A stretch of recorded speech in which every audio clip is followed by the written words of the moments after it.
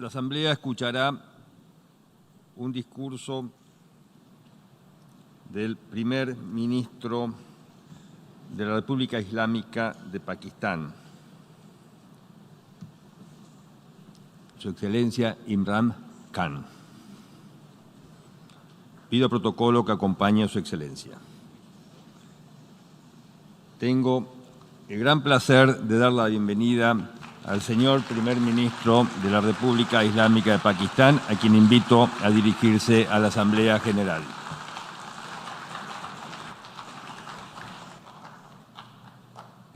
Bismillah ar-Rahman ar-Rahim. Iyyaka na'budu wa iyyaka nasta'in. Mr. President, Honorable Secretary General, Excellencies, ladies and gentlemen, I feel honored today to represent my country at this forum of world leaders, where we have a chance to discuss problems that the world is facing. I want to talk about a lot of problems, but just 4 today. And I especially came to this forum despite a difficult time in my country, facing challenges. I would not have come, but because I feel that there are some very urgent problems which the world must address. So first of all, I start with climate change. So many leaders have talked about climate change. But Mr. President, I feel that there is a lack of seriousness. Perhaps world leaders some of the leaders who can do a lot, do not realize the urgency of the situation. We have a lot of ideas, but as someone said, ideas without funding is mere hallucination. Pakistan, I'll give you start with my own country. Our country is amongst the top 10 nations in the world which are most affected by climate change. We depend upon our rivers. We are mainly an agricultural country. And 80% of the water in our rivers comes from our glaciers. The glaciers, not just on the Pakistani side, even India. The 80% of the water in Ganges and the Indian rivers also comes from the glaciers, from the Himalayan glaciers, Karakoram, Hindu Kush. And these glaciers are melting at quite a rapid pace. We detected already 5,000 glacial lakes in our mountains. And if this keeps going, if nothing is done, we are scared that humans are facing a huge catastrophe. In my country, when my party came to power in the province of KP, we planted 1 billion trees in 5 years. Now we've set ourselves a target of 10 billion trees in Pakistan. Idea being to counter the effects of global warming. But one country cannot do anything. This has to be a combined effort of the world. My optimism comes from the fact that humans, the Almighty has endowed humans with great powers. We can do anything, provided our survival instinct is stirred up. And this is really what I hope that the United Nations will take a lead in this. There must be more emphasis. Richer countries must be pushed. Countries that are responsible for, mainly are responsible for greenhouse gas emissions. They must be pushed because our country contributes minuscule amount to greenhouse gases. So I feel that the United Nations must take leadership in this. My second issue for me right now is even more critical. Mr. President, every year, billions of dollars leave the poorer countries and go towards rich countries. Billions of dollars siphoned off by the ruling elites of the developing world. And they find their way into Western bank accounts, offshore accounts, tax havens, expensive properties hidden behind companies bought in Western capitals. Mr. President, this is devastating the developing world. This is causing more poverty, deaths. It's impoverishing the developing world. The difference between rich and poor countries is growing because of this. Money laundering, which happens because money leaves the poorer countries into rich countries, is not treated the same as, for instance, money from drugs or terror financing. The seriousness which terror financing and money from drugs, the way it is treated, it's not the same. The way the poor countries are being plundered by their elites. It's not happening. In my country, when I took charge of our government a year back, in the 10 years preceding that, our total debt went up 4 times. The debt we had accumulated in 60 years, just in 10 years, it went up 4 times. As a result, the total revenue we collected in 1 year, half of it went into debt servicing. How are we going to spend money on our human beings, 220 million people, when half the money is going into debt servicing? Because our country was plundered by the elites, the ruling elite. And easily they could get the money out. And when, Mr. President, we located properties in Western capitals bought by this money through corruption and money laundering, located the properties of these corrupt leaders, we find it so difficult to retrieve it. That money, if we retrieved that money, we could spend on our human beings. But it's so difficult. The laws protecting these criminals. We do not have the sort of money to have expensive lawyers and spend millions and millions of dollars. We need help from the rich countries. And Mr. President, it's critical. The rich countries must show political will. They cannot allow this to happen. How can the poor countries spend money on human development, which the United Nations asks, SDG? How are we going to do it when this money can easily leave our countries? So, unless the rich countries intend to build walls to stop economic refugees coming as we see right now, they must take action. They must take action now. It must be a deterrent. Corrupt ruling elites should not be able to take money out easily and park it into foreign bank accounts and into these properties abroad.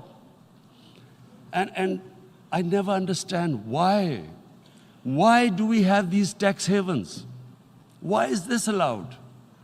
Why shouldn't rich people pay taxes? Why is it legal to have these tax havens where you have these secret accounts?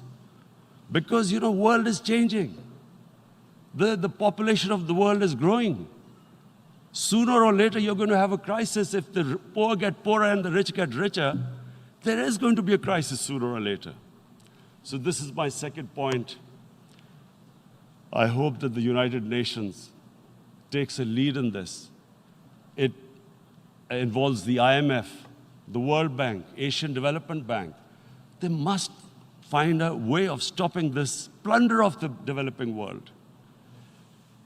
My third point. My third point is Islamophobia. There are 1.3 billion Muslims in this world. There are millions of Muslims living in other countries, European countries, in the US, as minorities. Islamophobia, since 9/11, has grown at a pace where it is alarming. Human communities live together. There should be understanding amongst them. But Islamophobia is creating a division. Muslim women wearing hijab, it's become an issue. It's become an issue in some countries. Hijab is some sort of a weapon. A woman can take off her clothes in countries, but she can't put on more clothes. How is this happening? Because of Islamophobia. And how did this Islamophobia start? After 9/11. And why did it start? Because certain Western leaders equated terrorism with Islam. Islamic terrorism. Radical Islam. What is radical Islam? There is only one Islam. And that is the Islam we follow of Prophet Muhammad sallallahu alaihi wasallam. There is no other Islam. Radical Islam, Islamic terrorism, what message did they send to people in the West? And why is there Islamophobia? How is a person in New York, in the Midwest, in the US, in European capital, how is he going to distinguish between who is a moderate Muslim and who's a radical Muslim? Because terrorism has nothing to do with any religion.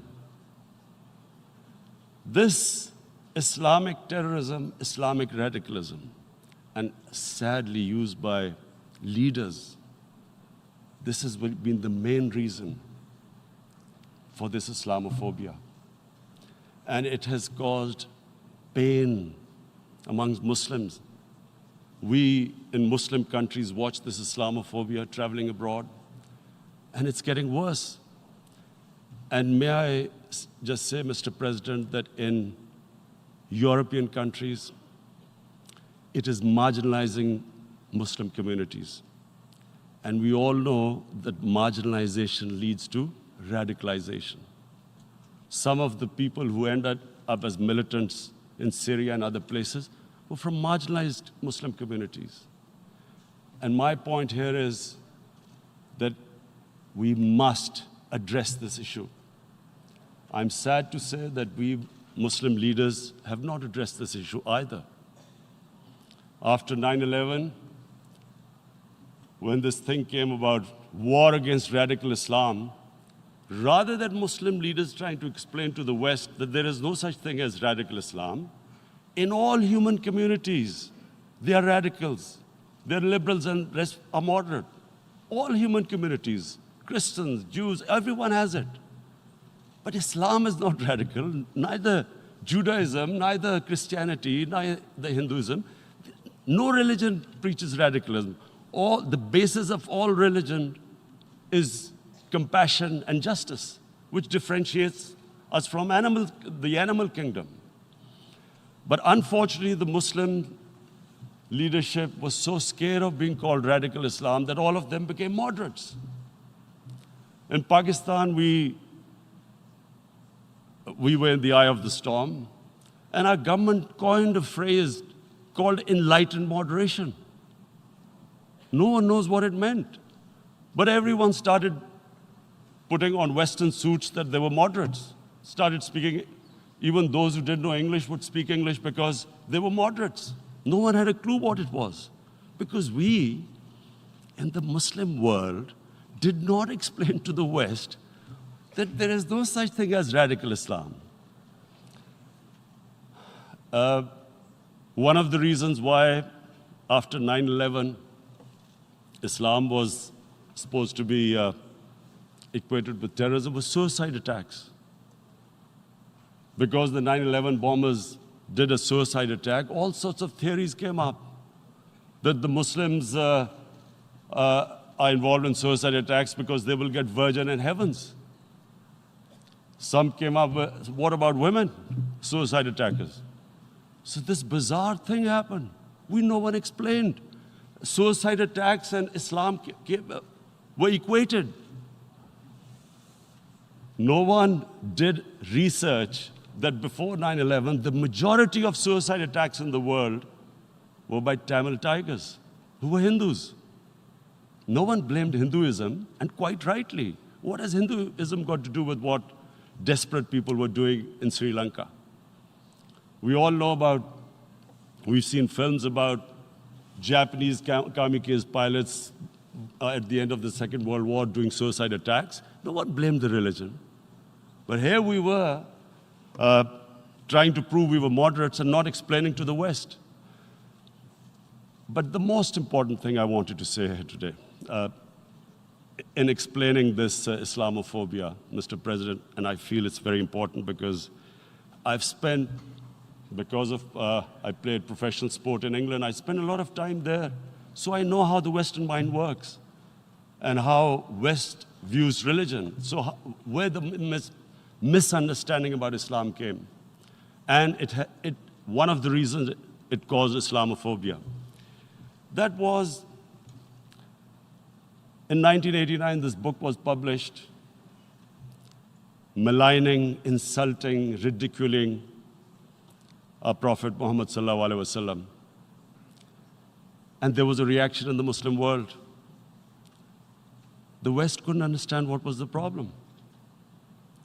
Because in the West, because I have spent so much time in the West, religion is perceived completely differently.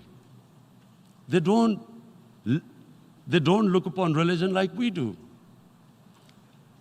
And so, Islam was supposed to be an intolerant religion. It was against freedom of expression. And Islam took a real beating 30 years ago. I still remember it became a watershed. And every 2 or 3 years, someone would malign our Prophet, peace be upon him.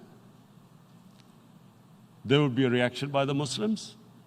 And again, it was Islam, an intolerant religion. Again, this time, I blame a certain section of the people in the West who deliberately provoked this, knowing the impact it would have. But the majority of the people in the West didn't understand. This is where, again, Muslim leadership let the Muslims down.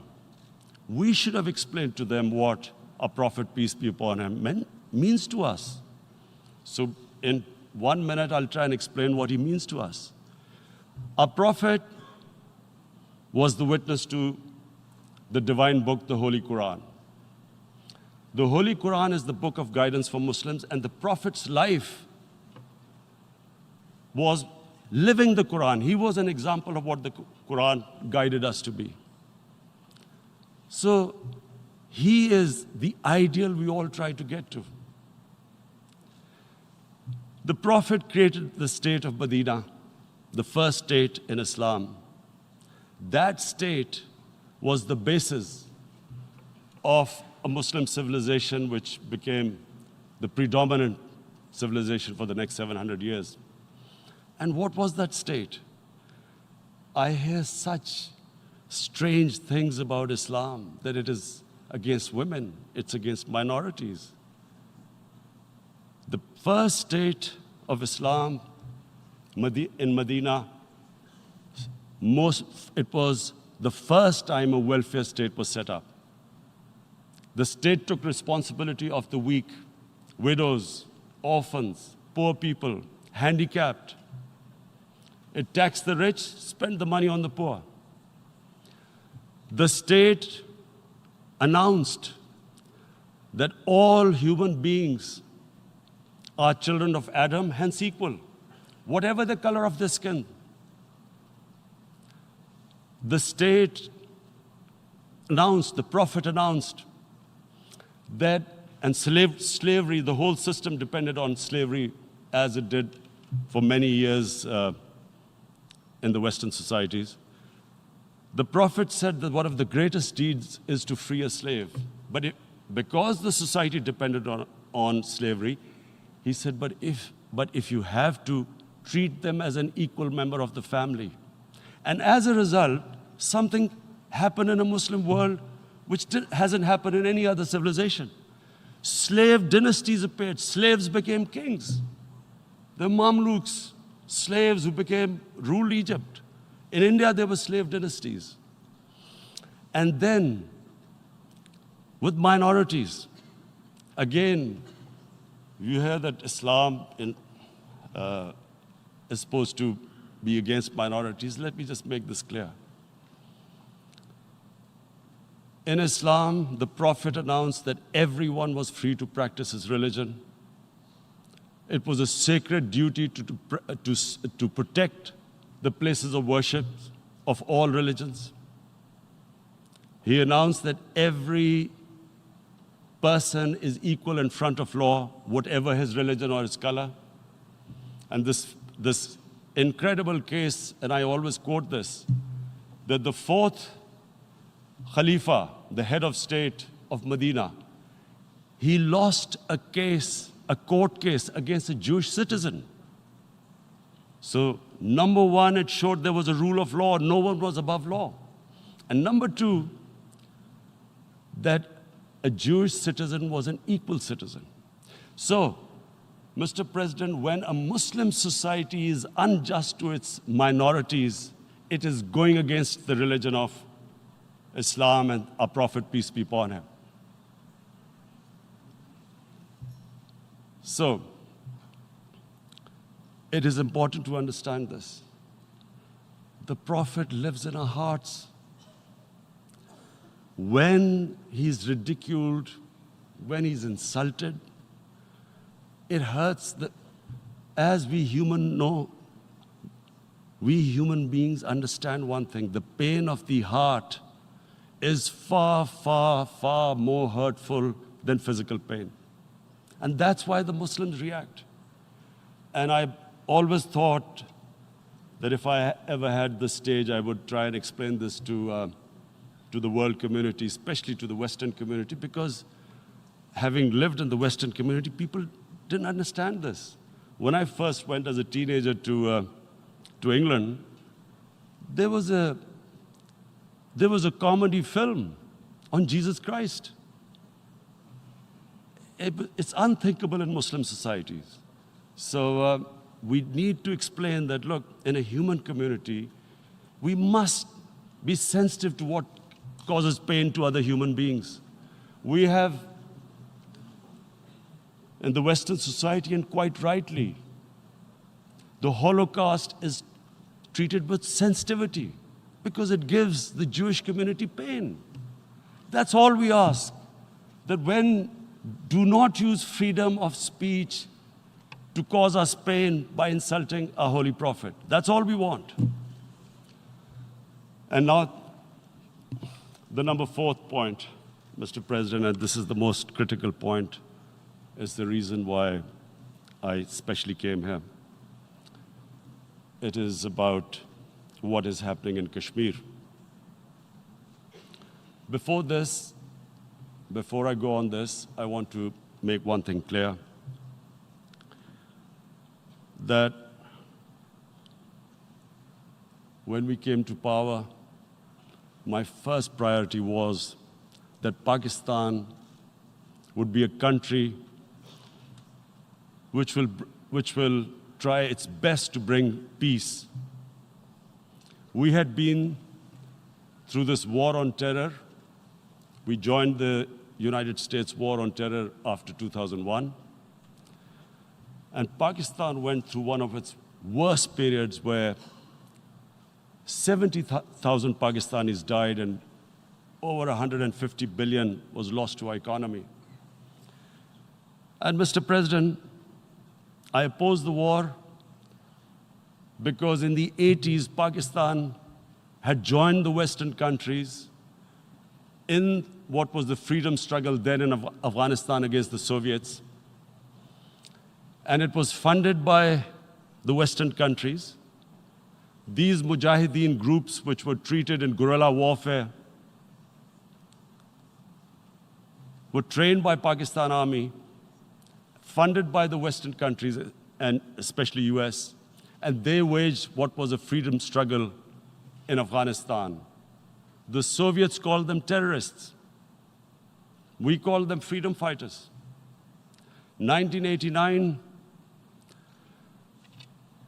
the Soviets retreated.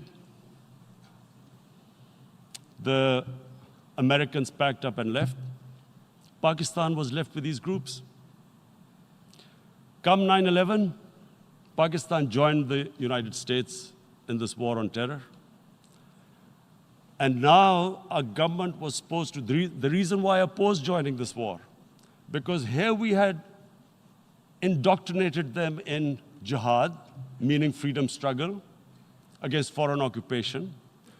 Now, because we had joined the US, and the US had occupied Afghanistan, now we were supposed to tell them that, no, this is not freedom struggle and jihad, it's terrorism.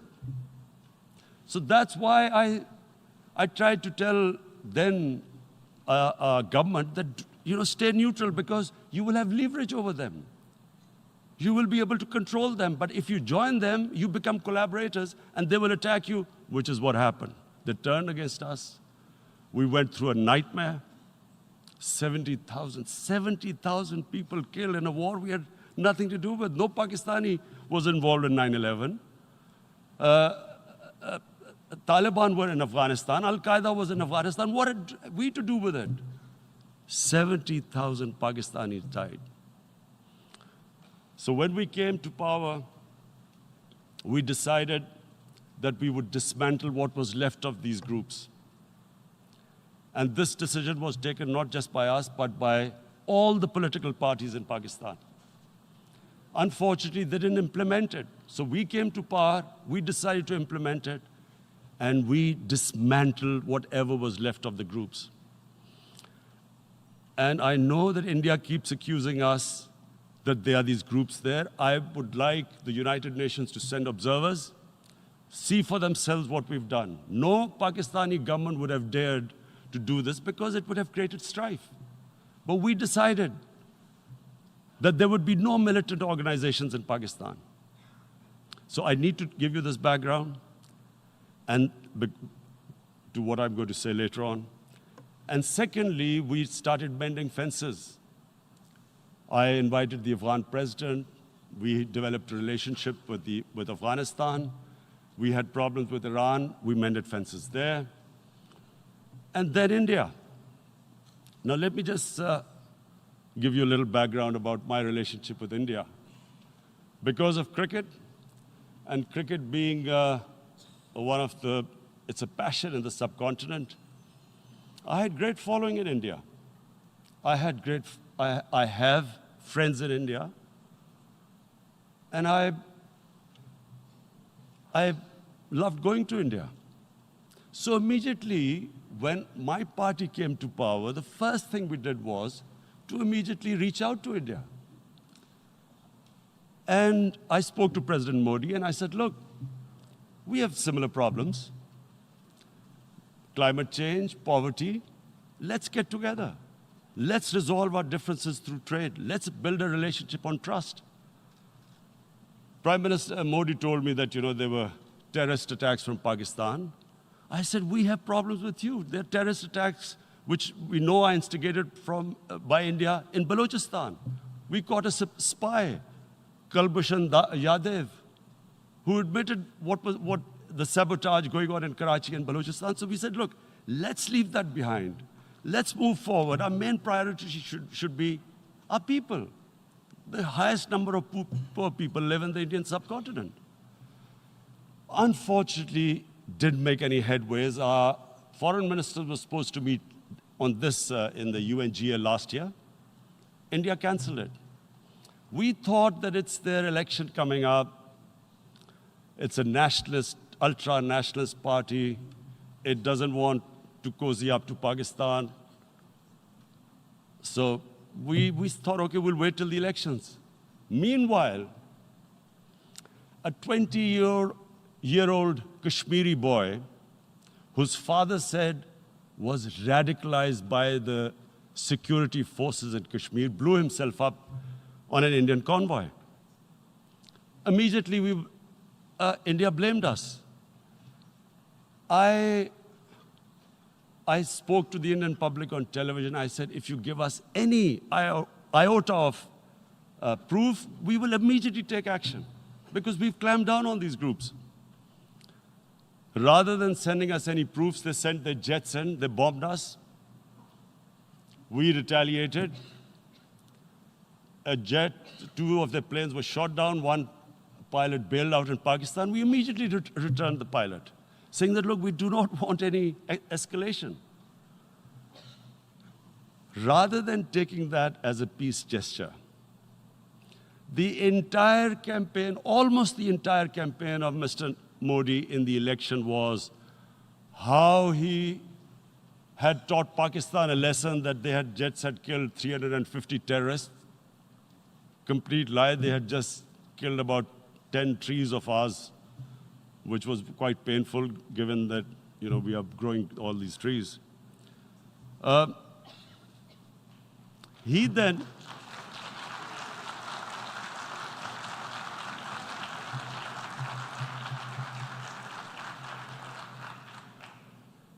the election campaign, Mr. Modi used words like, this is just a trailer, the movie is about to start. I went into Pakistan and taught them a lesson. This was the election campaign. Okay, so we thought, us politicians make all these statements to win elections. So, okay, after elections, we'll get back to our normal relationship. Well, the moment the elections ended, we approached India, no response, but then we discovered they were trying to push us in the FATF blacklist to bankrupt us. That's when we realized there was an agenda. And that agenda became obvious on the 5th August when India went against 11 United Nations Security Council resolutions, which say that Kashmir is a disputed territory and the people of Kashmir have the right of self-determination. They went against that.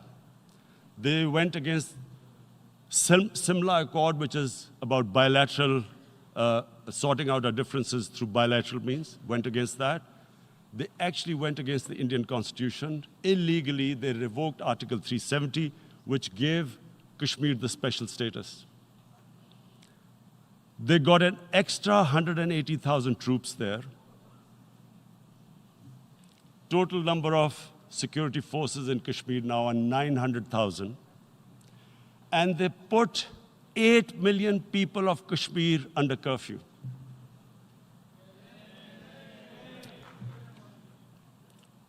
Mr. President, now I just briefly want to make the people understand, how can anyone do something like this? And for that, I have to explain to you what is RSS. RSS, Mr. Narendra Modi is a life member of RSS.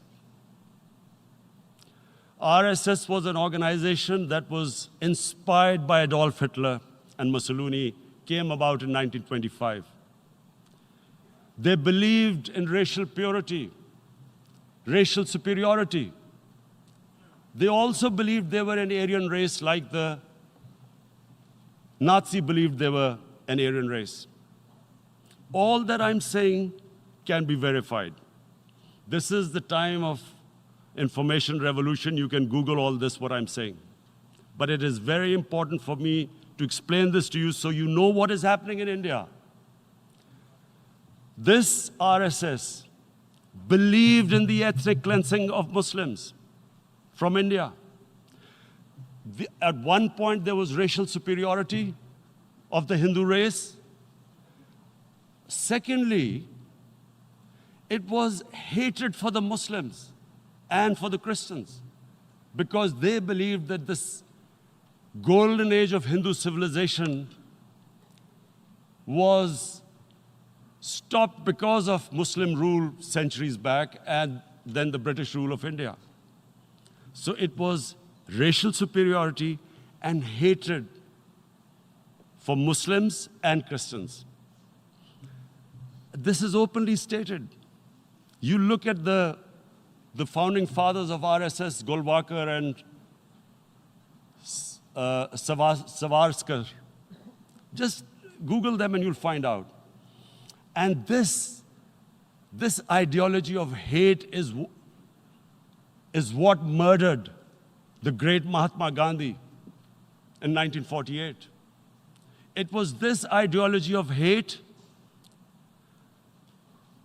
that made Narendra Modi in 2002 do a pogrom against Muslims in Gujarat when he was the chief minister. He allowed 3 days for these RSS goons who were inspired by the Hitler brown shirts. They actually wear brown shirts. This RSS, the Congress Home Minister gave a statement that in RSS camps, terrorists are being trained. And these terrorists butchered 2,000 Muslims and 150,000 Muslims were made homeless. Narendra Modi could not travel to the US because of that. And I need to make you understand this background before I explain to you that what sort of a mindset would lay siege to 8 million people with 900,000 troops. Women, children, sick people, locked in as animals. In fact, of what I know of England, if 8 million animals were locked in, the RSPCA would have made a lot of noise about it. These are human beings.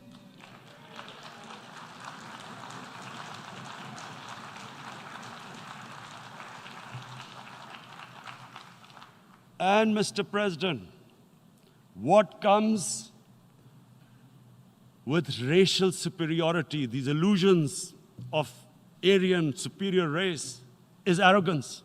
The two go together. And it's arrogance that makes people make mistakes and do stupid things. Cruel things like what Narendra Modi has done. It's sheer arrogance. And it's arrogance that has blinded him from the fact that what is going to happen when the curfew is lifted? Has he thought about it? This hasn't been thought through. What is he going to do when he lifts the curfew? Does he think that people of Kashmir will quietly accept the status quo because India has changed the constitution and taken away the special status? They'll accept that? Mr. President, 100,000 Kashmiris have died in the past 30 years because they were denied the right given by the United Nations, the right for self-determination. 100,000 have died and 11,000 women have been raped. There are 2 United Nations human rights reports on this. The world hasn't done anything because India is a huge market, 1.2 billion people. Sadly, the material prevails over the human. But this has serious consequences. Again, I repeat, that's why I'm here.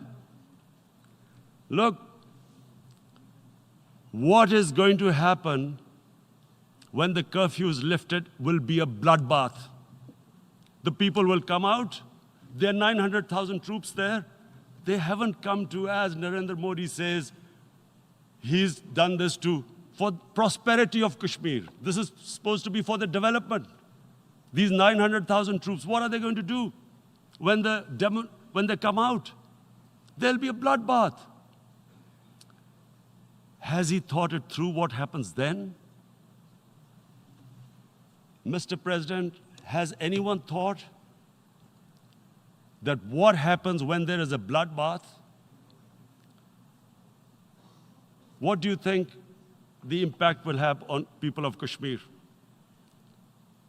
What do you think they will think? The way they have been boxed in their houses, treated like worse than animals, no rights. Thousands of all the political leadership has been arrested, taken out of Kashmir. Even those Kashmiri leaders who were pro-India have been taken out. 13,000 boys have been picked up and taken to God knows which destinations. So what do they think? What will the people of Kashmir do when they lift the curfew? They will be out in the streets. And what will these soldiers do? They will shoot them. They've already used pellet guns, blinded young boys. In the last 6 years, the 5 years, the oppression that has gone on in Kashmir. And so, Kashmiris will be further radicalized. Mr. President, there will be another Pulwama. And guess what? India will blame us. They're already blaming us. They're saying all this is happening because of Pakistan. One of their defense ministers said, there are 500 terrorists lined up on the border to go in. Why would Pakistan send 500 terrorists when there are 900,000 troops? What impact are they going to make? What will they do? And why would? Don't we know that the moment there is some terrorist attack, all that will happen is there'll be further cruelty and oppression of the people of Kashmir. We will just give the 900,000 troops to further crush the people of Kashmir. And then we'll give the Indian government an excuse that, look, Pakistan is a terrorist state, and this mantra that has gone on, Islamic terrorism. The moment you use this catchword, Islamic terrorism, the whole world turns away. No one talks about human rights. You can do whatever you want, which is what has happened in Kashmir, because they keep using this word, Islamic terrorism. And this is what they're doing right now. What do we benefit from further increasing the cruelty on the people of Kashmir? And why would we want this? But there is no other narrative left for India. As when they lift the curfew, whatever happens, Pakistan will be blamed, and there is always a danger of another Pulwama. They might come and bomb us again, and then another cycle might start. And what does Narendra Modi think? That 180 million Muslims of India are thinking right now. Aren't they watching these Kashmiris stuck inside for 55 days they've been stuck in? Aren't they watching? What do you think? Don't you think that the Muslims will be radicalized in India? And I'm talking about 180 million people. And when they get radicalized, there will be some incident in India somewhere down the line. Again, we will be blamed. And I'm warning you right now, again, we will be blamed. And Mr. President, what about 1.3 billion Muslims who are watching this? And they know that it is only happening in Kashmir because they're Kashmiri Muslims. This is not happening to Kashmiri Hindus. They know that this is happening because of their religion. So what do you think they will be thinking? What do you think the Jewish community would think if they were, forget 8,000 Jews stuck like this? What do you think Europeans would think? What do we think? I mean, any human community, if their members are stuck like that, what do you think they will think? Are we a children of a lesser God? Is it not going to cause us pain? And then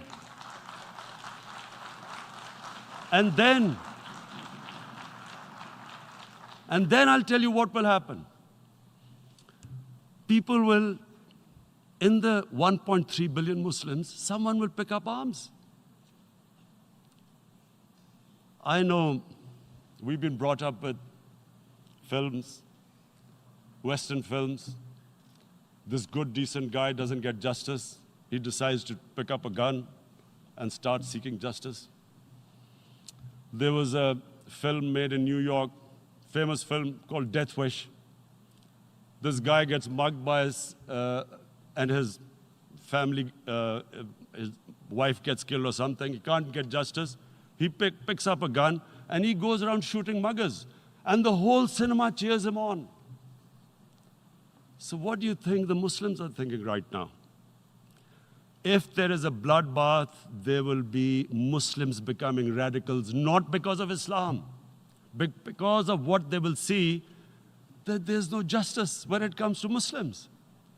There were Rohingya Muslims, Myanmar, who are, God knows, almost 1 million people out, ethnic cleansing. What was the response of the world community? So what do you think will be the response of 1.3 billion Muslims?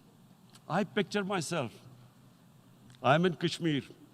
I've been locked up for 55 days. I have heard about, and there are rapes, Indian Army going into homes, soldiers. Would I want to live this humiliation? Would I want to live like that? I would pick up a gun. You're forcing people. You are forcing people into radicalization. When people lose the will to live, what is there to live for? And this is what, if you can do this to human beings, you are actually radicalizing people. And so, Mr. President, I want to repeat here, this is one of the most critical times. There will be a reaction to this. Pakistan will be blamed. 2 nuclear-armed countries will come face to face like we came in February. And before we head in that direction, the United Nations has a responsibility. This is why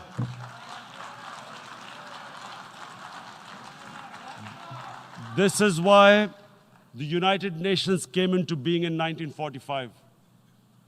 You were supposed to stop this happening. I feel we are back to 1939, Munich. Czechoslovakia has been taken, annexed. What is the world community going to do? Is it going to appease a market of 1.2 billion, or is it going to stand up for justice and humanity?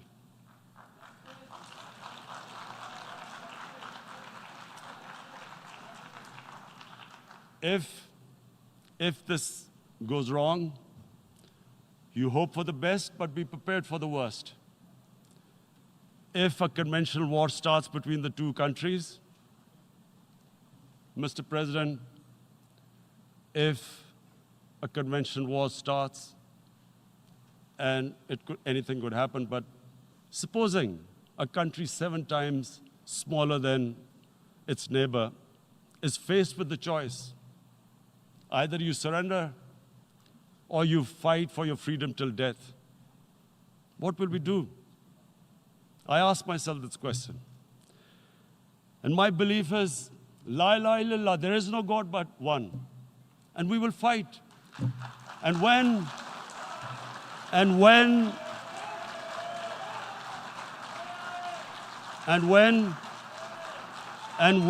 a nuclear-armed country fights to the end, it will have consequences far beyond the borders. It will have consequences for the world, which is why I repeat I'm here. Because I'm warning you, it's not a threat. It's a fair worry that where are we headed? And I've come here to tell the UN, you've got to, this is a test for the United Nations. You are the one who guaranteed the people of Kashmir the right of self-determination. They are suffering because of that. And this is the time. This is the time not to appease like in 1939 appeasement took place. This is the time to take action. And number 1 action must be that India must lift this inhuman curfew, which has lasted for 55 days. It must free all political prisoners, and especially those 13,000 boys that have been picked up. Parents don't know where they've disappeared. And then the world community must give the people of Kashmir their right of self-determination. Thank you.